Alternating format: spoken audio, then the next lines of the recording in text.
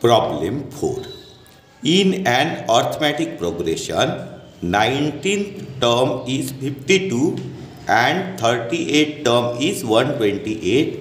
Find the sum of first 56 terms. तर आपल्याला काय करायचं आहे? फर्स्ट 53 टर्मची सम काढायची आहे. तर त्याच्यासाठी आपल्याला 19 टर्म दिलेली आहे आणि 38 टर्म दिलेली आहे. मग आपल्याला काय करावं लागेल?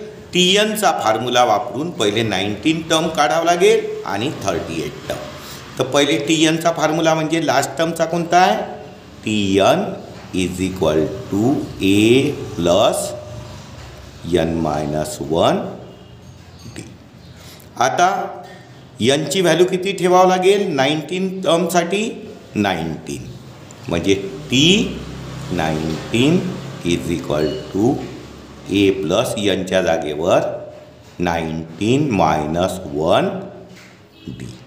तर T19 ची टर्म किती दिली आहे? 52. 52 is equal to A plus 19 minus 1 18 D. तर आपल्याला एक इक्वेशन मिळत आहे A plus 18 D is equal to 52. हे फर्स्ट इक्वेशन झालं. त्याच्यानंतर आपल्याला 38 टर्म दिलेली आहे 128. तर मग परत TN चा फॉर्म्युला वापरून n च्या जागेवर 38 लिहावं लागेल. म्हणजे TN is equal to A plus n-1 D. आता n च्या जागेवर किती लिहायचे? 38. T38 is equal to A plus 38 minus 1 D. तर 38 ची टर्म किती दिली आहे? 128. 128 is equal to A plus 38 minus 1 किती होईल? 37 D. आता हे आपल्याला दुसरं इक्वेशन मिळालं. कोणतं? A plus 37 D is equal to 128. हे झालं इक्वेशन. आता आपल्याला इक्वेशन 1 आणि 2 दोन सायमल्टेनियस इक्वेशन मिळाले आहे. याला सॉल्व करून आपल्याला A आणि D च्या व्हॅल्यूज काढावं लागेल. आणि A आणि D च्या व्हॅल्यूज निघाल्या की मग आपल्याला सम ऑफ फर्स्ट 56 टर्म्स काढता येईल. तर A आणि D च्या व्हॅल्यू काढण्यासाठी बघा इथे पण A आहे, इथे पण A आहे. तर या इक्वेशनचं सबस्ट्रॅक्शन केलं तर A च्या व्हॅल्यूज कॅन्सल होईल आणि आपल्याला D ची व्हॅल्यू मिळेल. आणि ती व्हॅल्यू कोणत्याही इक्वेशनमध्ये ठेवली तर मग A ची व्हॅल्यू मिळेल. तर आपल्याला इक्वेशन A कॅन्सल करायचं आहे तर मी इक्वेशन 2 मायनस 1 करतो. 2 मायनस 1. मग काय होईल? इक्वेशन 1 काय आहे? A प्लस इक्वेशन 2 लिहून घेतो. A plus 37 D is equal to 128 आणि इक्वेशन 1 आहे A plus 18 D is equal to 52. मग काय होईल? याचं सबस्ट्रॅक्शन करायचं आहे. तर खालच्या टर्मच्या खालच्या इक्वेशनच्या ईस्ट टर्मच्या साईन चेंज करावं लागेल. इथे मायनस होईल, प्लस आहे तर मायनस होईल, प्लस आहे तर मायनस होईल. A आणि मायनस A कॅन्सल होईल. 37 D मधनं 18 D म्हणजे 17 मायनस 8 किती होईल? 9 कॅरी 1 म्हणजे 19 D येईल इथे. आणि इथे 8 मायनस 2 6 आणि 12 मायनस 5 76 येईल. मग काय होईल? D is equal to 76. न्यूमरेटरचा नंबर डिनॉमिनेटरमध्ये येईल आणि D इज इक्वल टू 19 4 जार 76 म्हणजे D ची व्हॅल्यू मिळाली आपल्याला 4. आता ही व्हॅल्यू आपल्याला कुठे ठेवावं लागेल? इक्वेशन 1 मध्ये. मग करायचं put D is equal to 4 in equation 1. Equation 1 काय आहे? A plus 18 D is equal to 52. A plus 18 D is equal to 52. आणि इथे डीची व्हॅल्यू ठेवायची आहे 4. म्हणजे ए प्लस 18 इंटू डीची व्हॅल्यू 4 इज इक्वल टू 52. मग काय होईल? ए प्लस 4 8 32 कॅरी 3 4 1 4 आणि 3 72 इज इक्वल टू 52. मग काय होईल? ए इज इक्वल टू लेफ्टचा नंबर राईटला जाईल तर त्याची साईन चेंज होईल. म्हणजे 52 मायनस 72. मग ए इज इक्वल टू याचं सबस्ट्रॅक्शन होईल 72 मायनस 52 म्हणजे 20 आणि ग्रेटर नंबरची साईन म्हणजे मायनस. आता आपल्याला एची व्हॅल्यू मिळाली, डीची व्हॅल्यू मिळाली आणि आता आपल्याला काय करायचं आहे? 56 term, sum of first 56 term. मग आता आपल्याला काय करावं लागेल? एसएनचा फॉर्म्युला वापरावा लागेल. कोणता वापरावा लागेल? एसएनचा, sum of all the term. एसएनचा फॉर्म्युला काय? Sn is equal to n upon 2 in bracket 2a plus n minus 1 d bracket complete. एसएनचा फॉर्म्युला आहे sum of all the term. Sn is equal to n upon 2 in bracket 2a plus n minus 1 d. तर आता आपण एची value किती find out केली आहे? -20. डीची value find out केली आहे 4 आणि आपल्याला सम ऑफ किती टर्म्स काढायचे आहे? 56. फर्स्ट 56 टर्म म्हणजे यांची व्हॅल्यू होईल 56 आणि या व्हॅल्यूज आपल्याला फॉर्म्युल्यामध्ये पुटअप करावं लागेल. एस एनची व्हॅल्यू 56 म्हणजे इथे काय होईल? 56 अपॉन 2 इन ब्रॅकेट 2 इंटू एची व्हॅल्यू आहे -20 प्लस n मायनस 1 म्हणजे 56 मायनस 1 इंटू डी.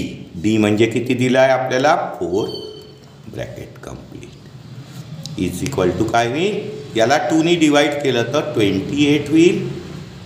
ब्रॅकेटमध्ये इथे मायनसची साईन आहे. 22 40 होईल प्लस 56 मायनस 1 म्हणजे 55 इंटू 4. आता इथे होईल 28 ब्रॅकेटमध्ये -40 आणि आता याला 5 4 20 कॅरी 2 5 4 20 आणि 220 होईल. ठीक आहे. मग इथे होईल 28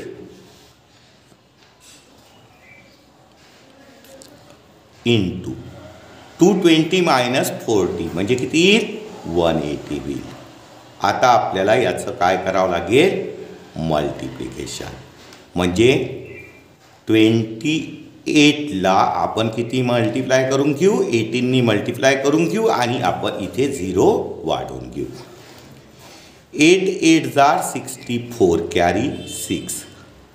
8 2 16 17 18 19 22 होईल 0. 1 8 1 1 2 2 म्हणजे किती होईल?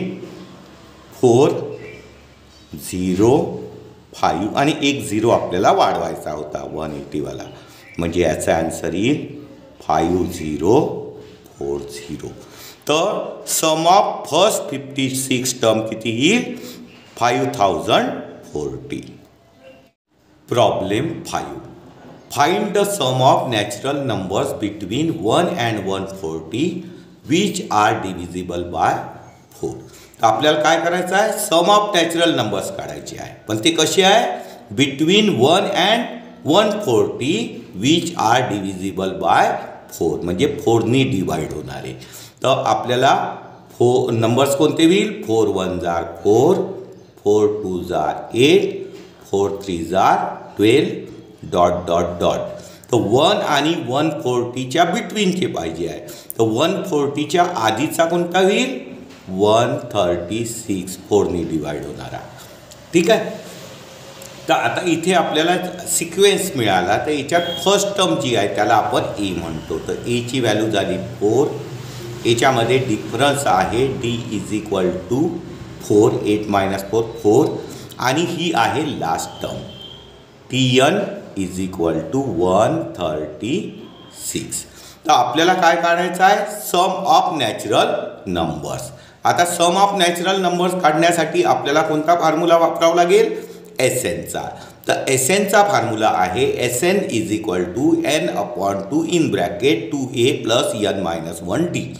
तर SN काढण्यासाठी, sum of all the terms काढण्यासाठी आपल्याला एची, डीची आणि यनची गरज असते. तर आपल्याला ए दिलाय, डी दिलाय, पण यन आपल्याला माहिती नाही आहे. तर त्याच्यासाठी सगळ्यात पहिले आपल्याला Tnचा फॉर्म्युला वापरून यनची व्हॅल्यू काढावं लागेल, आणि यनची व्हॅल्यू काढून झाल्यानंतर मग sum of all natural number काढता येईल. तर पहिले वापरायचा Tnचा formula. Tn is equal to काय आहे, a + n - 1d. हा लास्ट टर्म काढण्याचा formula. Tn is equal to a + n - 1d. आता Tnची व्हॅल्यू किती आहे, 136. इथे 136 लिहावं लागेल. एची व्हॅल्यू आपल्याला 4 दिली आहे. n आपल्याला फाइंड आउट करावं लागेल पहिले, n - 1, आणि डीची व्हॅल्यू दिली आहे 4. आता काय होईल, 136 इज इक्वल टू 4 प्लस, या ब्रॅकेटला 4नी मल्टिप्लाय करावं लागेल. 4 × n, 4n - 4 × 1 = 4. आता +4 - 4 कॅन्सल होईल. 136 इज इक्वल टू 4n. आता आपल्याला यांची व्हॅल्यू काढायची आहे. तर 4 कुठे येईल, डिवाइडला येईल. 136 न्यूमरेटरचा नंबर येईल, डिवाइडला is equal to n. 4 3s are 12, carry 1 16, 4 4s are 16. म्हणजे nची व्हॅल्यू किती मिळाली आपल्याला, 34. आणि आता आपल्याला सम ऑफ नॅचरल नंबर्स काढता येईल. कोणत्या फॉर्म्युल्याने, SNच्या फॉर्म्युल्याने. तर sum of all the terms, याचा फॉर्म्युला काय आहे, SN is equal to n/2 in bracket 2a + n - 1d. आणि आता या फॉर्म्युल्यामध्ये आपल्याला व्हॅल्यूज ठेवावं लागेल. तर nची व्हॅल्यू आपण किती काढली, 34. इथे n म्हणजे 34/2. 2 × एची व्हॅल्यू आपल्याला दिलेली आहे 4, प्लस यांची व्हॅल्यू आहे 34 - 1 × डीची व्हॅल्यू आपल्याला 4 दिलेली आहे. तर याला जर आपण 2नी डिवाइड केलं तर किती येईल, 17. मग 4 × 2 किती होईल, 8, प्लस 34 - 1 33 × 4. आता आपल्याला पहिले मल्टिप्लिकेशन करावं लागेल, मग ॲडिशन. मग काय होईल, 17 in bracket 8 plus 4 3s are 12, carry 1, 4 3s are 12 आणि 1 30. मग होईल 17 × 132 प्लस 8 म्हणजे 140 होईल.